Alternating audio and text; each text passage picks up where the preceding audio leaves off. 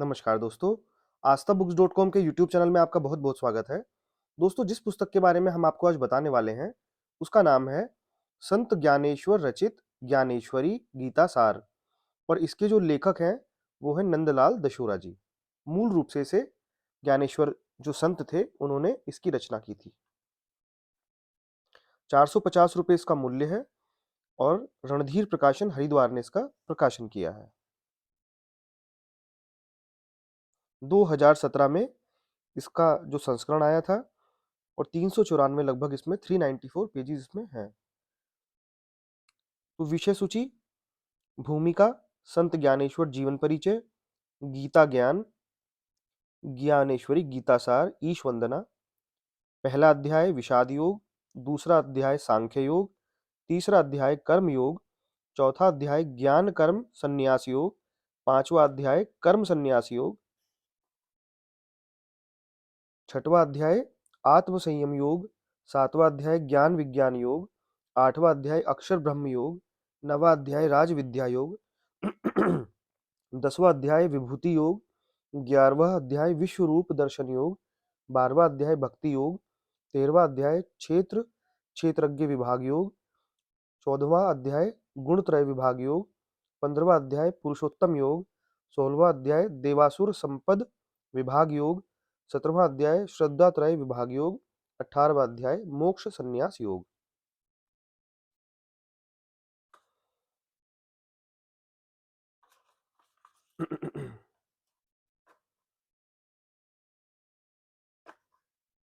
यहाँ पे जो है संत ज्ञानेश्वर जी जो थे उनका जीवन परिचय दिया हुआ है,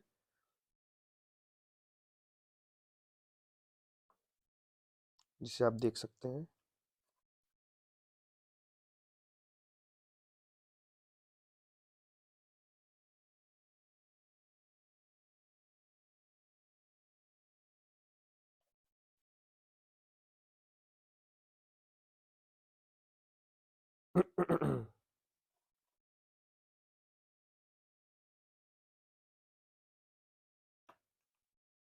दोस्तों, जैसा कि हम पहले भी आपको बता चुके हैं कि जो नंदलाल दशोरा जी हैं, उन्होंने बहुत ही अच्छी पुस्तकों की रचनाएं की है। तो आप नंदलाल दशोरा जी की पुस्तकें यदि आप आध्यात्मिक ज्ञान प्राप्त करना चाहते हैं, तो आप उनकी पुस्तकों का अध्ययन कर सकते हैं।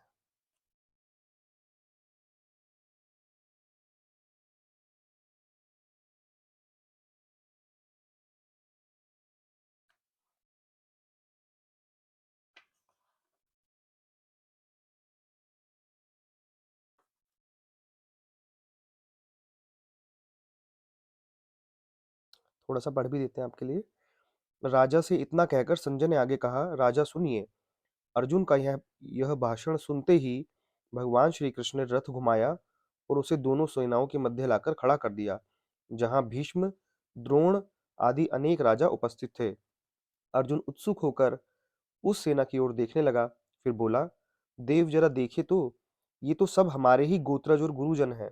फिर अर्जुन ने अपने सभी सभी बड़े बंधु मामा आदि को देखा, अपने इष्ट मित्रों को तथा लड़कों को वहां देखा। उसी प्रकार अपने ससुर तथा निकट संबंधियों को, नाती पोतों को भी वहां देखा, जिन पर उपकार किया था और संकट के साथ उनकी रक्षा की थी, वे तथा छोटे बड़े सभी उनके गोत्र वाले दोनों सेनाओं में युद्ध के लिए तैयार खड़े हैं। अर्जुन ने यह सब देखा, वह व्याकुल हो उठा। उसके मन में गोत्रजों के प्रति करुणा उत्पन्न हो गई। इससे उसकी वीर प्रवृत्ति का अपमान होकर वह अपने अंतःकरण को छोड़कर कहीं चली गई। अंतःकरण में दया को स्थान दे देने के कारण अर्जुन का पुरुषार्थ नष्ट हो गया। अर्जुन को महामोह ने ग्रस लिया। इससे उसका स्वाभाविक धैर्य नष्ट हो गया। उसके हृदय में दया का स्रोत फूट पड़ा। वह अत्यधिक स्नेह के मोह में फंस गया और खेद युक्त अंतःकरण से श्री कृष्ण से बातें करने लगा।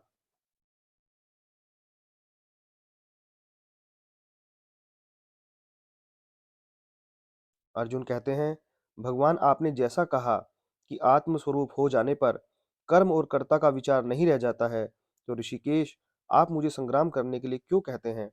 इस भयंकर कर्म में मुझे झोंकते हुए आपको संकोच क्यों नहीं हुआ? एक ओर तो आप सभी कर्मों का निषेध करते हैं, तो फिर मेरे हाथ से हिंसात्मक कर्म क्यों करवाते हैं? भगवान, जब आप ही ऐसे संदेह युक्त बातें करने लगे, तो हम अज्ञानी जन क्या करेंगे? अज्ञान दूर दूर करने के लिए यदि आप इस प्रकार का संदिग्ध उपदेश करें, तो फिर भ्रम किसे कहा जाए? आप ही बताइए, यदि वैद्य रोगी की हालत देखकर उसके पथ्य आदि की व्यवस्था करने के बाद उसकी औषधि में विष मिला दे, तो वह कैसे जीवित रहेगा? जिस प्रकार किसी अंधे को गलत रास्ता दिखाया जाने या बंदर को मद्य पिला दिया जाए, उसी प्रकार आपका यह उपदेश तो हमारे लिए वैसा ही साबित होगा। हे भगवन, पहले ही अज्ञानी था, फिर मोहग्रस्त हो गया। इस कारण आपसे सद्विवेक का मार्ग पूछा, पर आपकी तो हर बात नई नई और आश्चर्यजनक निकली। इस उपदेश से तो मुझे चारों तरफ भ्रम ही मालूम पड़ा। हे देव, शरणागत के साथ ऐसा व्यवहार क्यों करते हो?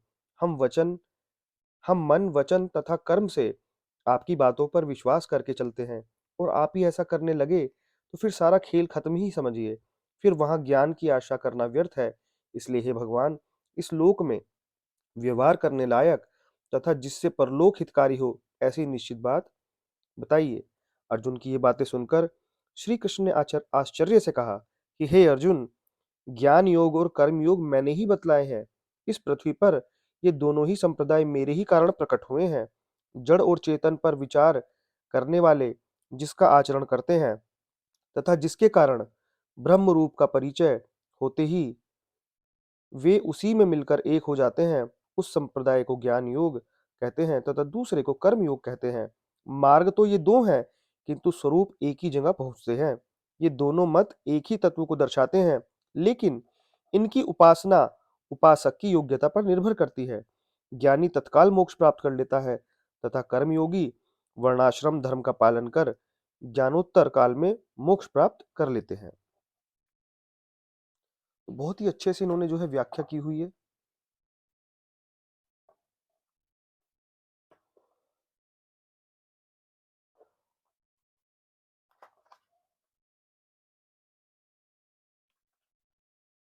तो दोस्तों, जो लोग भी इस पुस्तक को लेना चाहते हैं, वो हमारी वेबसाइट www.asthabooks.com पर जाकर इसे ले सकते हैं।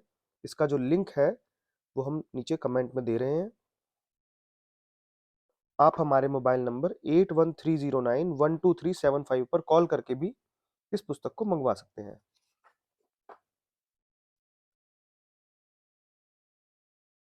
तो संत ज्ञानेश्वरी जी ने जो गीता लिखी थी, उसका हिंदी अनुवाद और अनुवाद के साथ साथ एक अच्छी एक्सप्लेनेशन जो है वो नंदलाल दशोरा जी ने की है।